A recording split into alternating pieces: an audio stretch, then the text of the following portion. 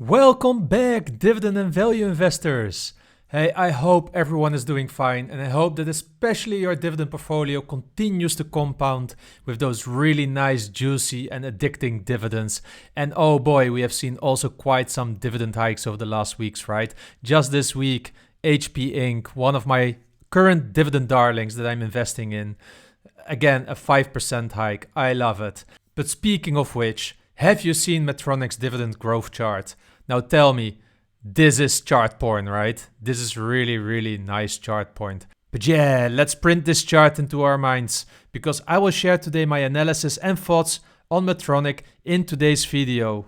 Why I'm actually discussing Medtronic today? Well, simply, it starts popping up in many different stock screeners right now because it is on a 5-year high when we are talking about dividend yield, at a current dividend yield of almost 3.5%. And of course, if you see that dividend growth chart, it's really, really juicy to consider this stock right now. But the main question that I really want to address here is like, guys, isn't this actually a yield trap? Because if we just take a clue from the price, the company over the last 5 years didn't go anywhere from a share price point of view. It was trading 5 years ago at $81 and then went all the way up to $133, and now it's again trading at $79. Not a good track record if you're into capital gains, but luckily we're a dividend investor, so we have really, really enjoyed the dividend growth even over the last few years.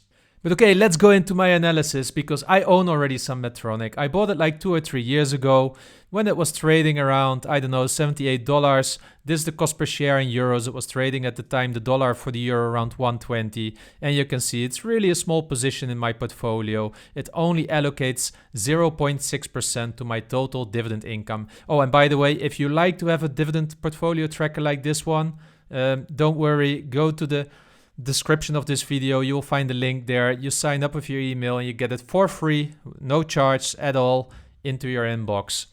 Having said that, I also wrote at the time 2 years ago on my blog a full deep dive analysis on Medtronic. Have a look at it. I think the story still stands a lot today when you are interested in the history and everything that has to be known in its basics about Medtronic. But I won't let you go totally into reading this article, of course. But what's good to know, look, Medtronic is the biggest medical device company in the world. By far, if we look at revenue, even keeping Johnson & Johnson, Abbott, and dear old good Dutch Philips in their slipstream. And this is really a testimony to their history, because they have been introducing the pacemaker to the world. So if you have family members with, for instance, heart diseases, and they had to have an intervention, a stent or something like that, or a pacemaker, really likely that they are using a Medtronic device. It really improved the quality of life to people with cardiovascular issues, where it might have been a death penalty in the past. Now this is something that you can live with. And even Christian Eriksen, the captain of the Danish football team at the moment, is probably playing with a Medtronic device in his heart, but it just shows you that top sport is even possible. So if we look into their main segments, right, from Medtronic, you can see 36% of the revenue comes from cardiovascular business, 29% of medical surgical, and 28% in neuroscience. This means they are also really big in neuroscience. Let's be not mistaken about that, and a little bit when we think about diabetes. Now, if we look at the year-over-year revenues growth, you see there was a 5% growth, but it was really not that fast. Because if we look at it over the last decade, let's say, you can see that this company has been hardly growing. Of course, you might be thinking here like, oh, but it grew really nice between 2014 and 2016. But no, they had a major acquisition at the time, Covidien, in 2015, which is effectively bringing up and boosting the revenue to this level. If you would take that into consideration, effectively we are talking about the entire flat line in revenue over the last decade. This is in itself not an issue, of course, because if they would have been increasing margins, the gross margin and such, of course, EPS would have been growing. But look at that, their margins actually went down over the last few years. So for me, top line performance has been really, really, really mediocre. But honestly, this is not just Medtronic that is struggling with it, because if we look at Johnson & Johnson since the last decade and we zoom into their medical device and diagnostics company, they also went nowhere over the last 10 years. So it's not just Medtronic that is struggling. Also, the number 2 company in this list, Johnson & Johnson, has this issue. But Abbott, on the other hand, is actually growing. I don't have such a nice chart, but what we can see here that in 2021, a total of their medical device business is 14.3 billion, contributing to their revenue. The year before, 11.8, during the COVID situation, and 12.2 in 29. But if we then go further a little bit, in 2018, 11.3, and in 2017, 10.3 billion. So, they added 4 billion, almost 40% over this time frame in the last 4 or 5 years towards the medical device unit. So if you compare it here, I mean, Medtronic and Johnson & Johnson look really bad, but Abbott is really eating their lunch, in my opinion. So this is important to know. It doesn't mean that this is a sector overall trend. This is really something towards those companies that just struggle with their growth at this moment in time. And actually the company knows this because there was a CEO change, I believe, in 2018 or something like that. I found it really hard to get a grasp on it, but what I can say is that they are now in the midst of a transformation. I've been analyzing a little bit what their transformation is about. So far, I think they hit all the lingo, so they're doing the right things. They established a new operating model. They really start to give also some power back to the, to the units, which for me is always really, really important because you want to have this accountability at the right level and not only in the top.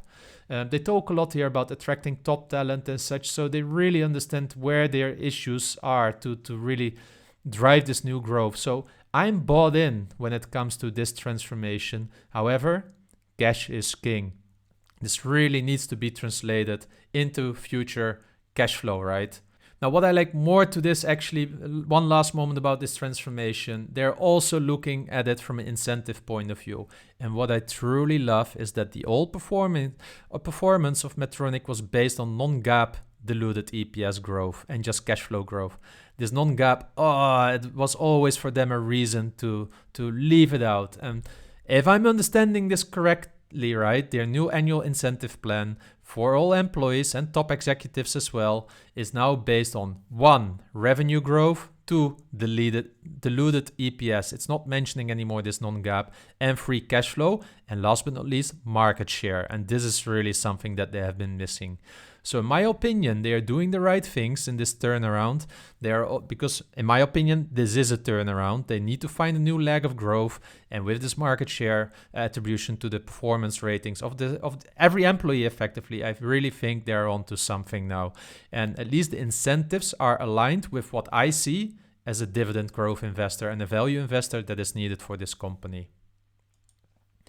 Now, what is also good to know, a really small highlight, they're also spinning off a certain part of the business at the moment. It's a combined patient monitoring and respiratory interventions business. I wouldn't be surprised if they have been looking at Philips and thought like, maybe we have a risk here that we don't want in our portfolio, so quickly let's spin it off. Of course, there's speculation on my end, who knows? But they're spinning this off. And I believe if we look at the entire value that we're talking about, it's effectively 2.2 billion of their revenue that they're spinning off. So that's like, 7-8% here. So it's not a too big one, but hey, if this opens up some new money for acquisitions that is maybe in a higher growth area, so be it. I leave this to management to make the right decisions here. But, what's probably good to mention here, they talk here about a strong balance sheet, and that really caught my attention. And honestly, I have my doubts about it. So they have an A3 credit rating, right? Which is, according to the credit rating agencies, a really good balance sheet. But there's a risk in this balance sheet that nobody talks about that I would like you to be really, really aware of. And here we come, our good old goodwill. 40.5 billion of goodwill out of 93 billion of total assets. All liabilities is 43 billion, but even if you think about equity, shareholder equity is 51 billion. So if we would deduct and write off the goodwill to zero, then there's only 11 billion of shareholder equity left. Because that's how it goes, right? If there's an asset sale in the sake of a bankruptcy of a company, then, you know, all the people, the liabilities, the banks and such get a first right on those assets. And here we are shareholders. So then you're talking suddenly about, you know, a goodwill, or let's say a debt to equity that is left of probably like a 5 to 10. And that changes the picture, right?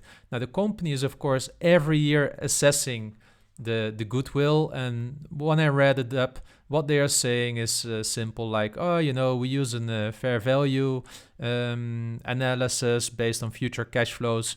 But, you know, future cash flows went nowhere over the last decade. So I'm really, really challenging these accountants, because they are not measuring this, let's say, future value of these assets with a zero growth rate, but they have not been growing. Yeah, so that's really, really an issue here. So I want you to be aware of this, because this becomes an issue when the company is under stress. And suddenly they need to do write-offs and everything. And then you have major impacts to both potentially credit rating, earnings, everything. And it will really get the share price slammed as well. And also then the dividend will be certainly at risk. So, and that's why I'm telling you here, in my opinion, there is a risk here to the dividend as well, if this would effectuate. For now, I don't see that. It's kind of a quiet sea at the moment, so to say, or a quiet ocean. So, but please take an eye on this. And, you know, it's all due to the Covidian acquisition that I touched upon earlier. They made this large acquisition in 2015. But look here, when they did this acquisition, it added 30 billion to goodwill. That's currently a third of the balance sheet, while they acquired total assets of 65 billion, right? Remember, we're talking about 91 total assets right now. So the whole Medtronic business is not so much worth anymore from, if you would only do a back on a napkin, calculation.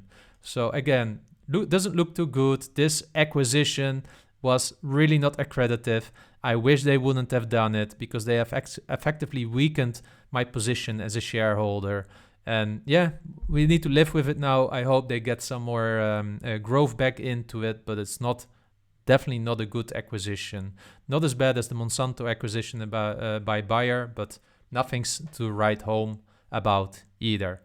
And I want you to realize this, because if we are talking about dividend safety, right, I find the dividend actually safe, but if I look at the metrics, which is purely a formula, it questions the dividend safety. Now, why does it do that? First of all, I don't see a strong growth catalyst, so it loses already 10 points based on this neutral growth, which is, for me, is almost nothing.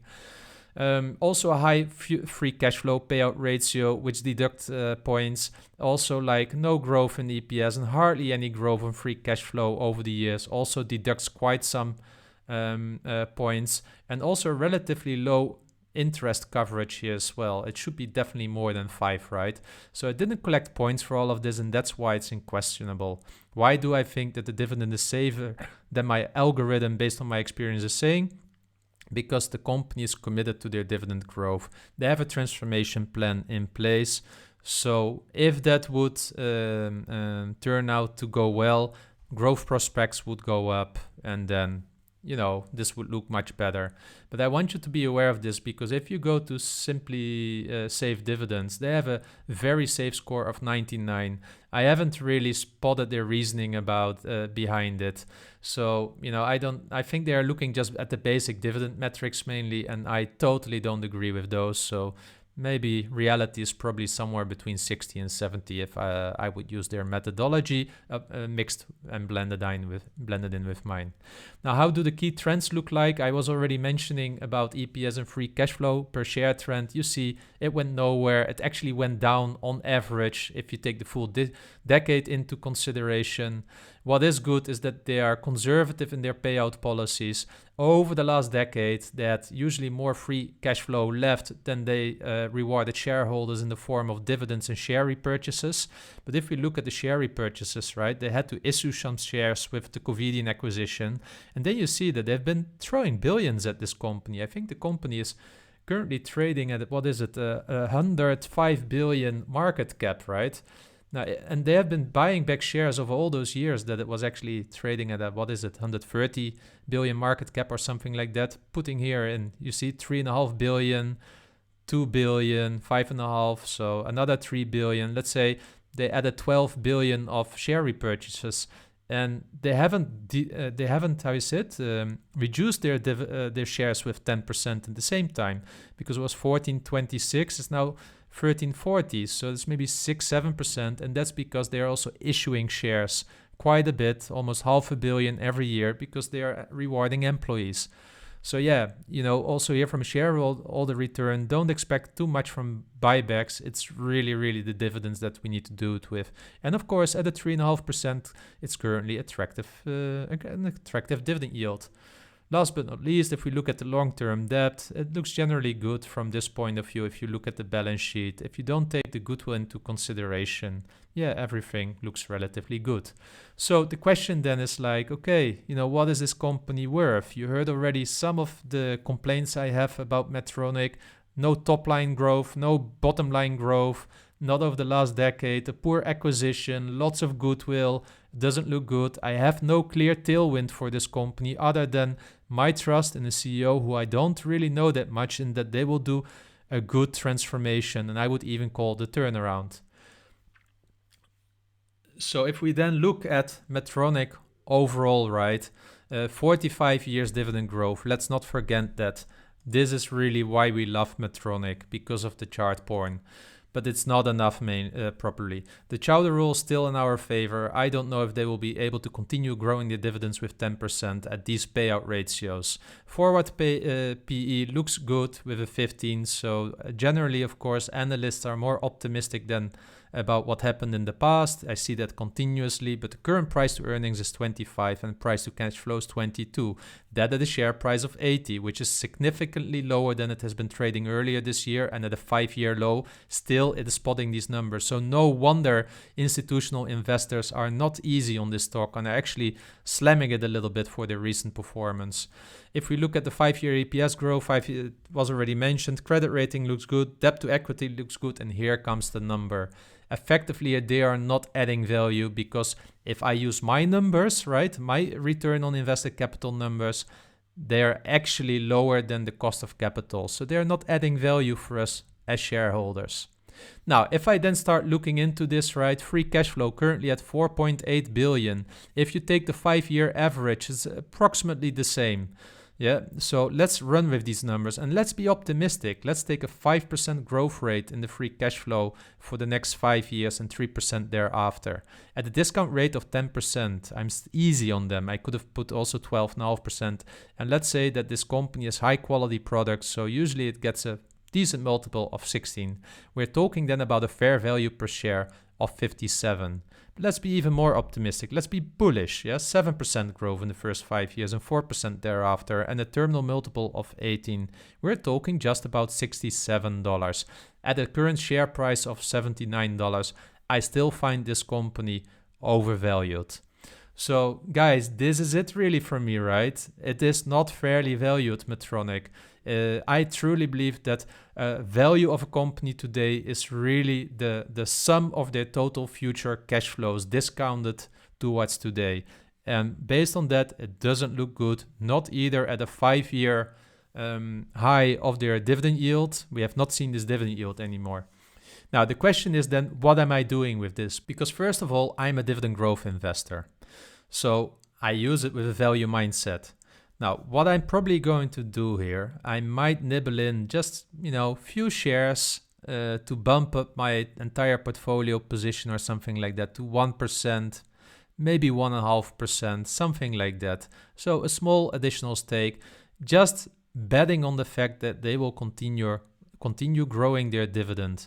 In that case, I get them now at a 3.5% yield. What may happen then in the meantime is that the company finds their growth back. If the company finds their growth back and they go back to quickly to a 5.6 billion free cash flow and then have a normal growth rate like this, we're talking about much other share prices. And we can put it probably in here. Let's put here 5.5 billion. So 5.5 billion, 5% growth, 3% thereafter, and a 16 multiple will give us a fair value of, now, show this baby, will give us a fair value of 65. So even then, it doesn't look even that bright, right? This leaves me with just one thing, and that's a conclusion. Is this a value trap or not? If I simply look at the numbers, yes, Medtronic is a value trap. So please take this risk into consideration. If I use my, let's say, emotional mind, take the history of Medtronic into consideration and everything, and also the dividend growth history, I would say it's probably getting into value zone right now, but we need to see more. So, this would be then for me like, okay, buy it for the current yield, expect 4 or 5% dividend growth, and have Medtronic in your portfolio. But for me, I saw a lot of people being bullish on Medtronic on social media. I'm not at all. I just see this yield maybe as a small opportunity to nibble in, but I'm not bullish at the current prospects of the company and what they're showing us from a value point of view. Guys, I hope you like this video. If you want to have more like a value mindset on YouTube, then please don't hesitate to subscribe and like this video. So yeah, guys, what leaves me is just to, wish you lots of investing success towards the remainder of the year, and see you again in the next video.